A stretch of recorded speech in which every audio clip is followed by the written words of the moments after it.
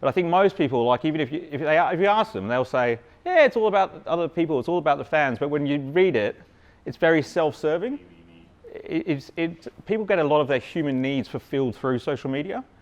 And I think that, when you're in business, it's hard, you struggle a lot in business. And if you're struggling to get sales and you post something and you get like 20 likes and 15 comments on your post and it feels kind of good and you want to do it again, before you know it, your day becomes about like getting those posts, getting those likes and comments to make yourself feel good because you're actually not getting the business results that you want. I think this is probably more relevant for startups and small businesses, which I think probably a lot of us are.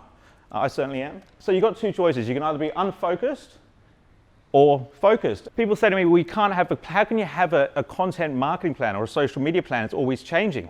But your audience shouldn't be changing, should it?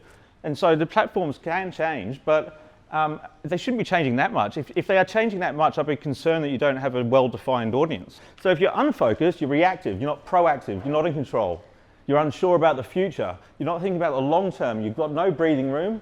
Whereas when you're focused, you're relaxed and calm and you can make informed decisions. You know what to say no to. Whereas when you don't have a plan, everything could be a yes. Before you know it, you're just not getting anywhere. Procrastination. How many of us procrastinate on social media? I know I can. It's so easy if you don't know what you're doing on there to get lost in the newsfeed and waste a whole bunch of time. That's a huge one. Whereas someone that's focused loves taking action because they know it's meaningful and they know what they're doing.